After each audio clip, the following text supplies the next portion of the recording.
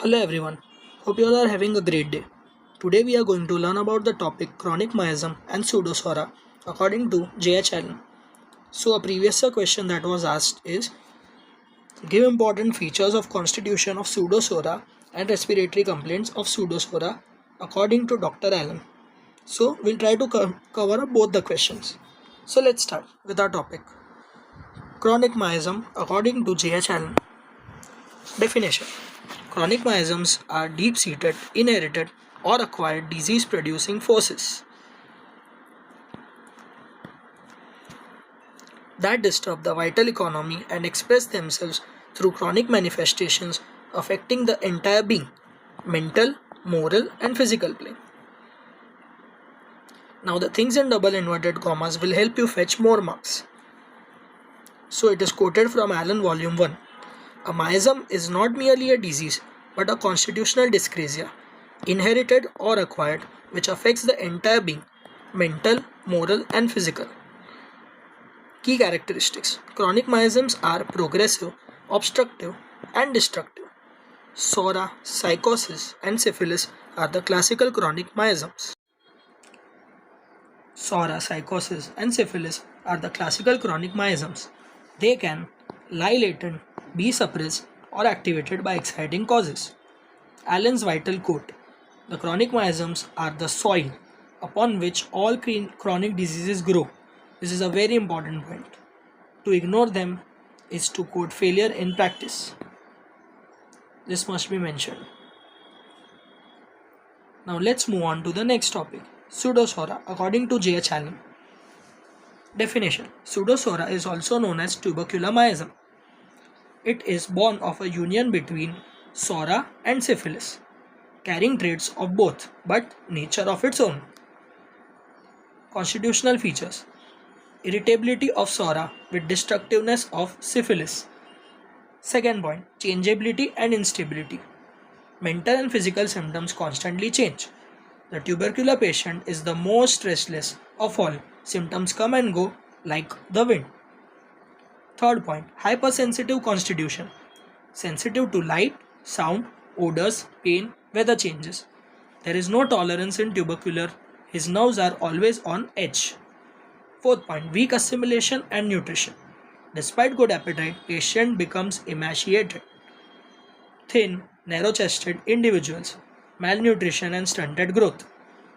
Now the quoted thing is they eat well, yet waste away. The assimilation fails them. Fifth, nervous temperament. Quick comprehension, creative, artistic, but emotionally unstable. Quoted point, the tubercular mind is brilliant, but burns itself out quickly. Sixth, respiratory system affection. Tendency to repeated colds, bronchitis, and respiratory catarrhs. Second, chronic cough, often dry or hacking, with expectoration of blood-stained mucus.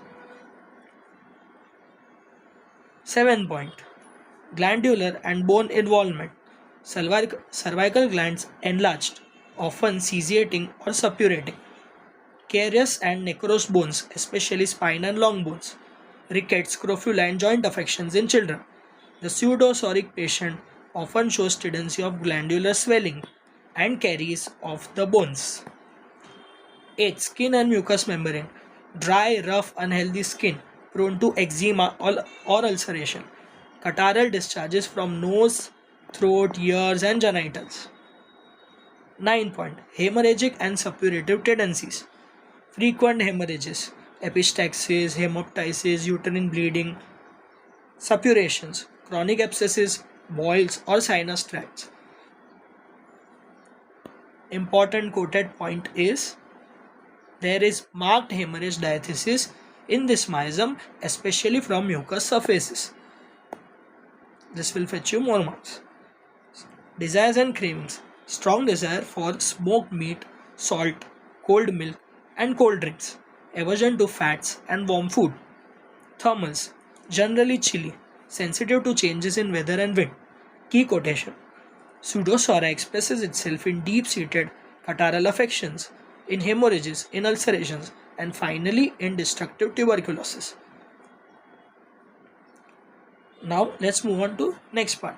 Respiratory complaints of pseudopsora according to Dr. J.H. Allen. So this was a PYQ. So chronic catarrhal state. Pseudosoric individuals constantly suffer from chronic catarrh. The mucous membranes are overly reactive, producing excessive secretions. Quoted point. Volume 2, Chapter 9, page number 168.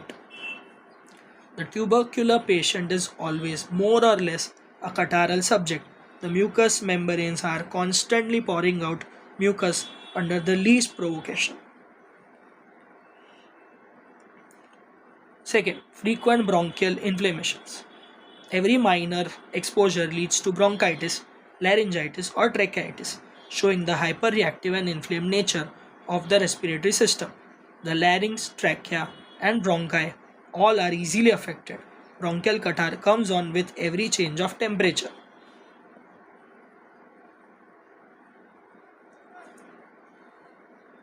Third, persistent irritating cough. The cough is typically dry, hacking and aggravated at night, often originating in upper respiratory tract. The cough is dry and teasing, often worse at night, and originates in the larynx or trachea. Fourth point, predisposition to pulmonary tuberculosis. Tubercular miasm primarily targets the lungs, with progression towards destructive lesions such as cavities, hemoptysis and emaciation. The lungs seem to be the point of least resistance in tubercular diathesis, and it is here the miasm does its greatest damage. Important. Fifth point, childhood asthma. Tubercular children often suffer from recurrent asthma, especially when there is history of glandular involvement or adenoids. Asthma in children is common expression of the tubercular taint, especially when associated with glandular involvement or adenoids. Sixth, hemorrhagic tendency. Respiratory symptoms may include epistaxis or hemoptysis due to weak and sensitive vascular system. Epistaxis and hemoptysis are frequent events in tubercular individuals. The vascular system is weak and irritable. 7. Chest operation and dyspnea. Patients often complain of tightness in chest, especially on exertion, which can come and go abruptly. There is often a tightness across chest. Shortness of breath on exertion, which disappears as rapidly as it comes. 8. Contradictory response to air.